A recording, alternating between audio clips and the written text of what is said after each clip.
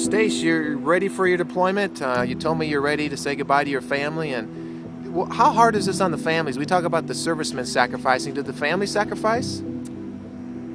They do. A lot of people forget about that, but it's a huge burden on the families. We're very fortunate in that most of my family lives here, most of her family lives here, church family, and so we've got a lot of support. A lot of spouses of reservists end up moving to get closer to a support system. So we're very fortunate that way. My sister, her kids are grown out of the house. She lives about 5 minutes away. She loves being an aunt, and she's really good with my kids and loves to help out. So we're extremely fortunate. But yes, it is hard on the spouses. And even though we have that support, I mean, I know it's going to be hard on my wife at times. I mean, we have 3 small kids.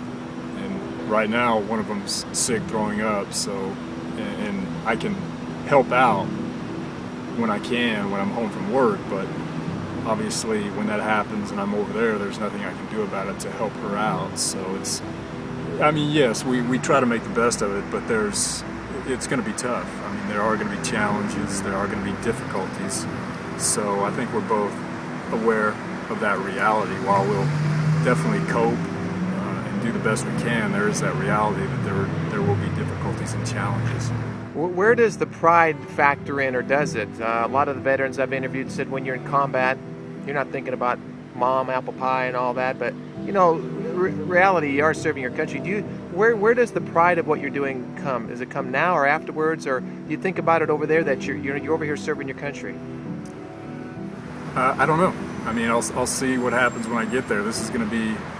When I went to Iraq in 2004, I was single, no kids, and so obviously now I'm going to Afghanistan with a wife and 3 small kids, or having a wife and 3 small kids. So I don't know. It's going to be tough. I mean, I think I've already got my pictures ready of my family that I'm going to be putting in different areas, like my tent and my makeshift office, and I think that's going to be my purpose, thinking that somehow, maybe in some small way, indirectly, I'm protecting them.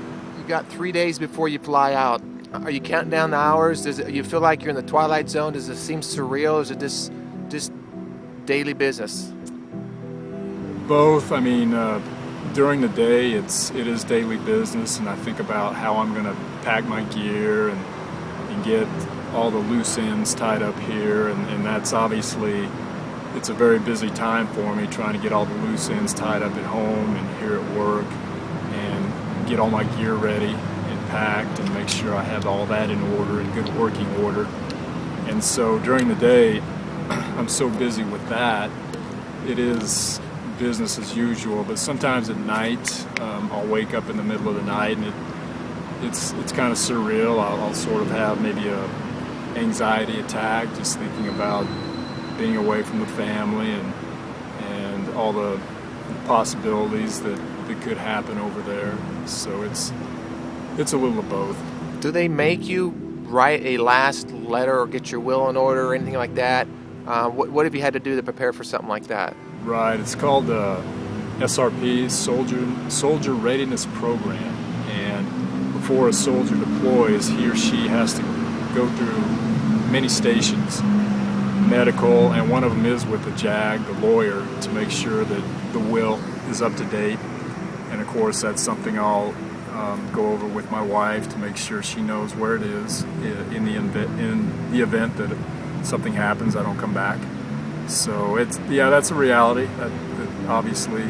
But I guess everybody has to face that. I mean, anybody could get killed in a traffic accident, or who knows, in this world we live in. So I mean, I guess it's important for everybody to have those things in order.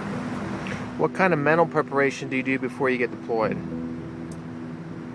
Coping skills. I mean, well, what I tell soldiers as a chaplain, what I tell young soldiers, the main tools that they'll need in order to effectively cope is, number one, stay balanced on a daily basis and in their life or this year as a whole. And And on a daily basis, exercise. Make sure they do PT. Make sure they eat right. Focus on the mission. Make sure they contact home. Stay in constant communication with home. If it's a single soldier, parents, or whatever the case may be. And whatever they enjoy doing, make sure they during their downtime, they spend time reading, listening to music. And I encourage them to do something. And the second thing is I encourage them to do something constructive, something that's going to help them progress in life. Obviously, they can get online, work on their education, they can work on their promotion. And there is a lot of time when they'll want to hang out with their buddies, their fellow soldiers, which is good to a certain extent. But if they're hanging out just looking at pornography or just playing cards all the time or doing something that's not really productive, I think that's going to wear on their morale. So I really encourage them to have a goal, do something productive and constructive, and that's what I'm going to do. I've written a book, a fiction novel that I started about 10 years ago, and it's in about 6 or 7 different notebooks, handwritten. So my goal is, while I'm there, I'm going to transfer all that electronically. And I've got a medical Spanish book. My goal is to read through that and improve my Spanish. Physically, I've decided I'm going to take up lifting weights, so I've got a certain goal that I want to reach as far as obtaining muscle mass. So I think that's really important to have goals. And of course, Skype is going to be very important for me and my family. When I did my 3 weeks of training recently at Fort Dix, New Jersey, my wife and I got it set up. And it was a huge morale booster for me to be able to see my family and then see my kids, see their excitement at seeing me.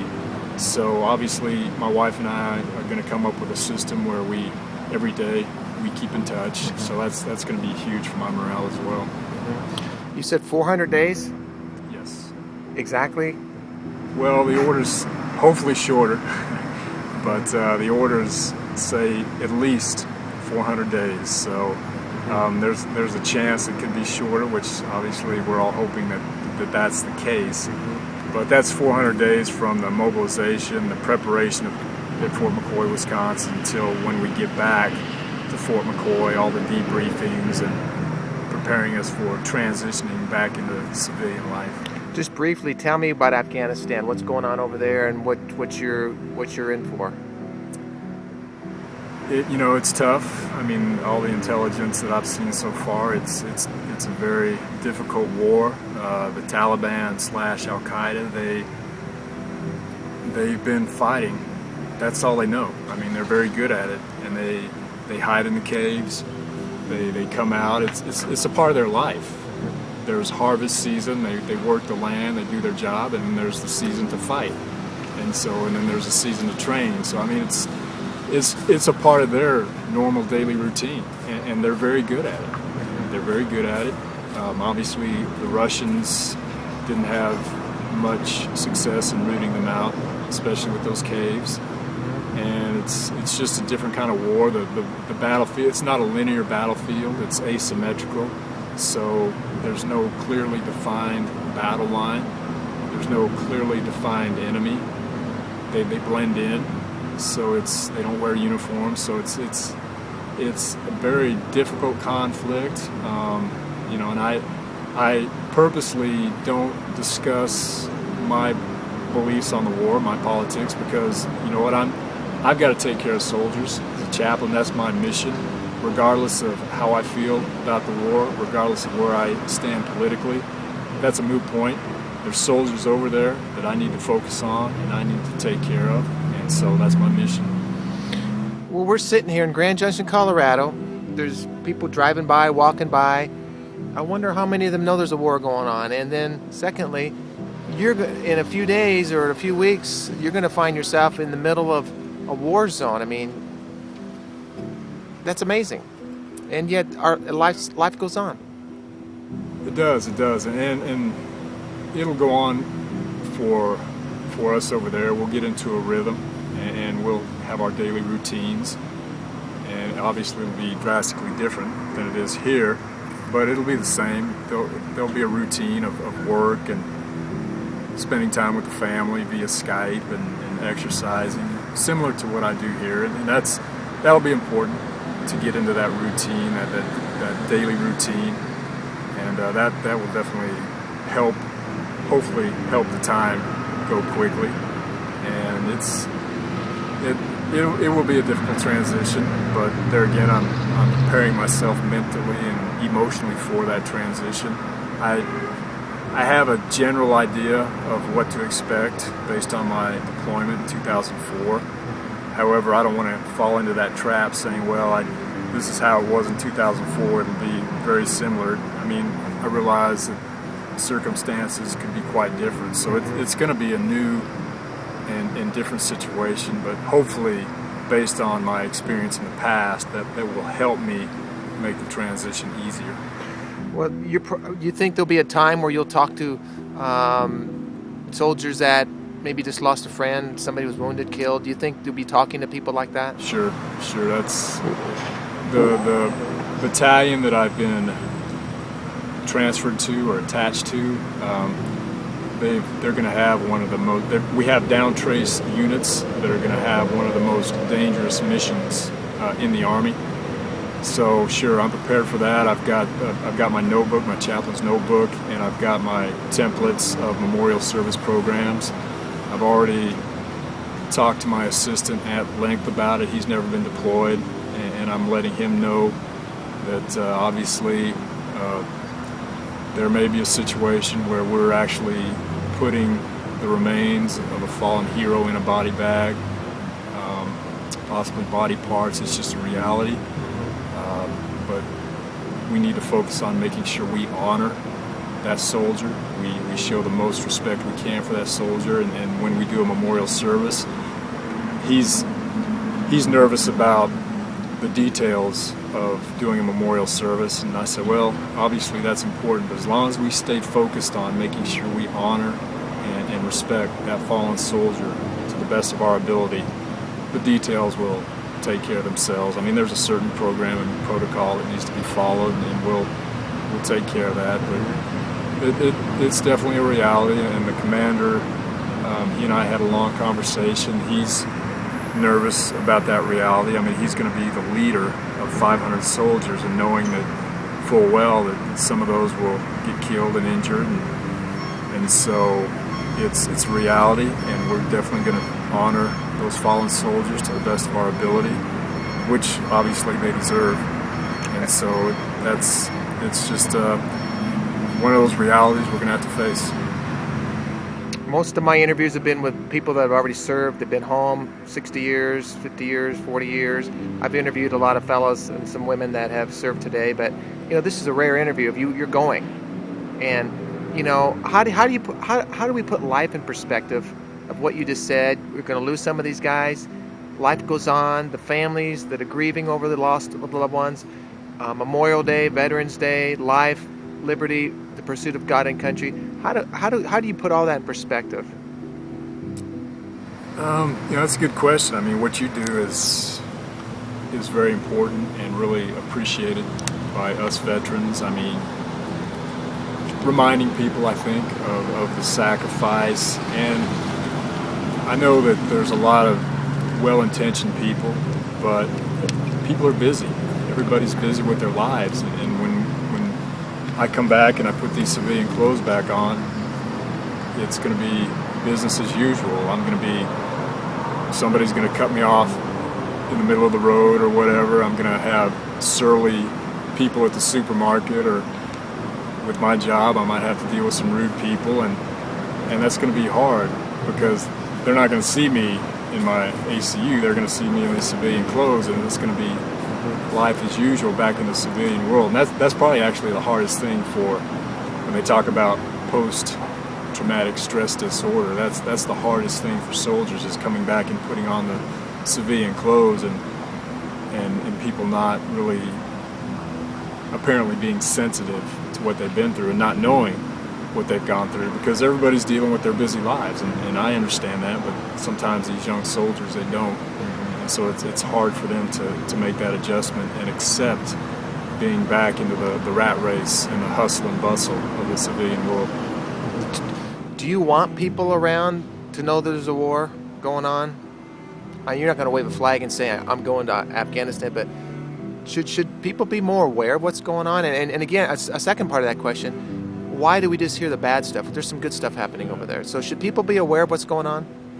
They should. I mean, me personally, I'm the type of person, whether I get thanks or respect, it doesn't really matter to me because I'm there for my family. I want to do the right thing regardless of whether people thank me or respect me. I'm trying to do the right thing for my family and for the country.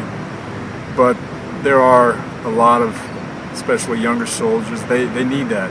They need that affirmation. They need that encouragement.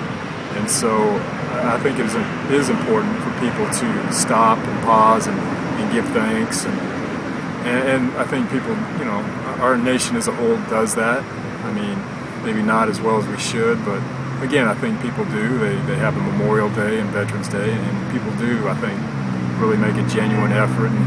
And a lot of times when I'm walking through the airport, my ACUs, people come up and thank me, and that's nice. I mean, it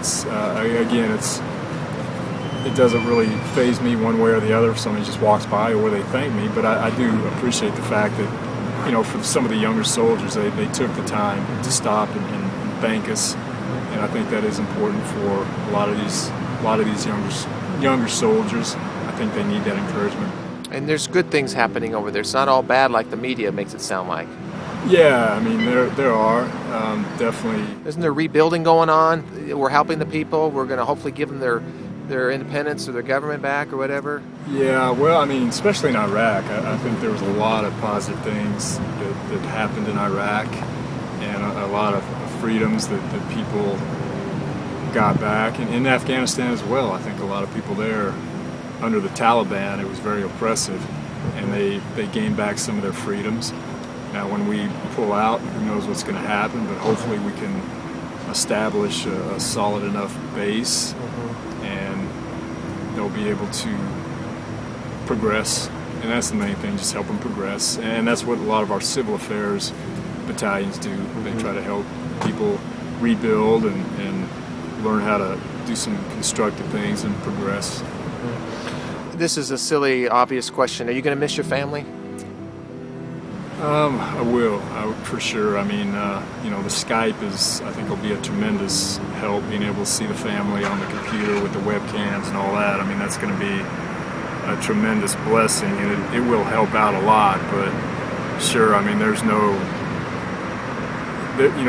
substitute for coming home at night from work and getting a hug from my kids, or being able to, my son and I, he's 20 months, and before he goes to sleep, he finishes his bottle and we sit in front of the TV and watch sports. So I mean, with him in my lap. So I mean, obviously you can't substitute those times, and I'm starting to take my 3-year-old daughter out on dates. We went to Chuck E. Cheese's on Saturday, and so obviously I can't do those kind of things halfway around the world. So yeah, and then just needing to talk to my wife, and obviously the computer helps, and email helps tremendously. But yeah, there's definitely something to be, technology is great and it's really advanced, but I don't think we'll ever be able to replace that interaction, face-to-face interaction with people. Well, you're leaving in less than 72 hours, and tell me just briefly, 12 days ago you had a new baby. Tell me about your new baby. Yeah, Micah Jason, he was born August 6th. He's now 12 days old, and my plan is I really haven't been trying to bond with him. I'll make up for lost time when I get back. I'll spend some extra time with him. My experience with my first son, for approximately the first year anyway, he was all about mom. Just wanted to be with mom, and I was just the one that would maybe tell him no or whatever and put him in his crib for time out. He and I didn't have much of a relationship until maybe the last 6 months. Once he started to develop a personality and he started gravitating towards me, and he and I really have formed a close bond.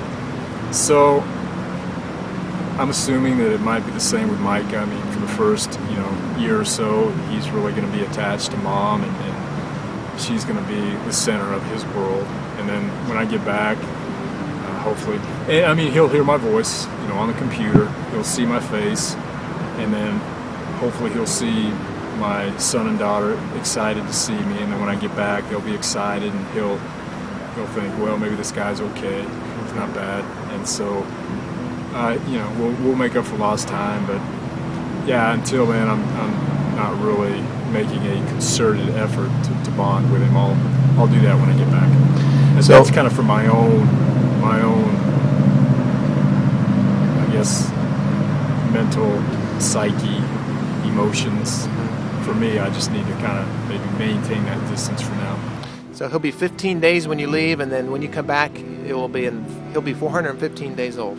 That is right. That is right. And if anybody can calculate the hours and the minutes, we'll give them the award. But just a couple more questions on the personal level. Are you afraid? Is there any fear about what you're getting ready to do? Sure. I've got my daughter wants to go back to Glenwood Caverns and ride the Alpine slide, and I said, okay, it's a date. Next summer we're going to do that. I want to come back whole. I want to make sure I have all my limbs. I want to make sure my faculty. Hopefully, I don't get a traumatic brain injury. I want to come back whole. I got started late in life having kids, and I'm an older dad, so it's very important to me to stay in shape and to be the best I can be to keep up with my kids. And so that's a worry that I won't come back whole for one reason or another. And that's very important to me, so I want to make sure that happens. And I have a goal. Short term, I want to stay in good physical shape and mental shape to always keep up with my kids on a daily basis. But in 15 years, I would like to take all three of my kids on a hiking trip through Israel.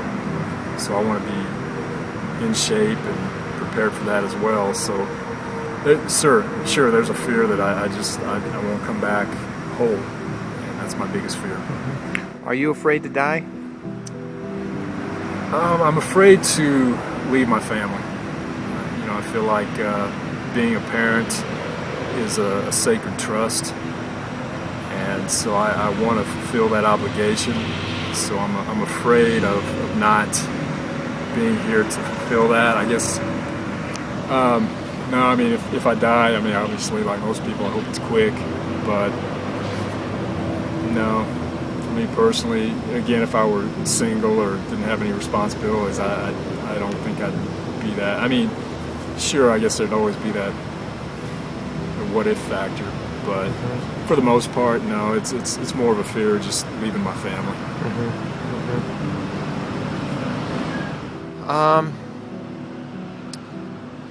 Can I ask your age? 47. So you're older than probably a lot of the people. You're a captain in the Army. Correct. And give me your full rank, your title, and then give me the complete unit, division, platoon, squad you're with. Give me the whole thing. Well, I'm Captain Chaplain, SK Alfstad. I'm with the 863rd Engineering Battalion out of Darien, Illinois. And Darien is a suburb of Chicago. And how can people contact you? If they want to send you an email, what would they do? Can you give that? Probably the best, if they really want to contact me, they could contact my wife, Tanya Alfstad of New Horizons Foursquare Church, and she could facilitate it. Are you going to have your email address, though? Yes. You have a military one? Can I at least have that? Sure. Okay. Actually, I have you on mine. Okay. I've got a well, don't forget short me. list, so Don't, I've got you on there. Don't forget me. Oh, no way. Okay. I couldn't. You're a good friend, and I've actually got you on my email list. Because if I don't hear from you, I'm going to get concerned. Okay. Well, when I get over there, I'm going to email these people on. It's a short list, and you're on there. It won't be soon enough, I'll tell you that right now. Take 60 seconds, look in the camera, and talk to the American people. What would you say to them? If you had a voice to the whole country right now, what would you say, Stace? What would I say? Well, I would definitely encourage them to continue to support the military and remember the sacrifices that the soldiers and the family members are making. I am concerned about the way this nation's going. I think we are definitely becoming too liberal, too promiscuous. I would hope that we would not go too far away from the core principles of the Bible. I think that's what the core principles of the Constitution were founded on godly principles. I think our nation's drifting too far away from that. I would hope we would get back to that. Some good conservative principles. I definitely believe in individual freedom. I don't believe in handouts, or I don't believe people should feel entitled. I think as a whole in this nation, we got too many people now that consume more than they produce. I hope it would be a wake-up call. People need to start producing more than they consume. But unfortunately, I think it's the other way around. And I would hope that they would realize the sacrifice that our military is making. We're making tremendous sacrifices so that they can be productive and not just consume. And I think that's the key to the problems that we're experiencing in our nation right now. Again, we just have too many people consuming, not producing. And so they need to be productive. They need to remember the sacrifice that the veterans are making, and they need to help get this nation back on the right course based on, I think, personally, good conservative values. I want you to come back. If you didn't come back, Stace, if something happened to you, what would you want your family and friends and people to remember about you? Probably that I did my best to be a good husband, a good dad. That was very important to me.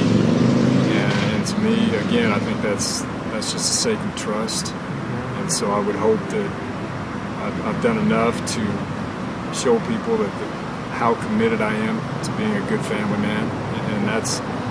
And hopefully at my memorial service, somebody would sincerely be able to say that, not just say it because I wanted them to, but they would honestly be able to say, you know what, he was a good family man. Pretend this camera is your wife and your 3 kids. Look in there, and what would you say to each of them now? This is kind of the eve of your departure, but what would you say to your family right now? Well, my prayer every night for my children is that they would grow up to be godly, that they would have excellent integrity, and they would be tough-minded.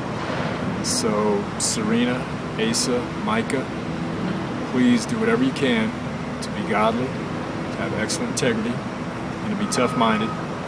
And to my sons, I would tell them, whether you're an employee or a player on a team, do it like Johnny Unitas.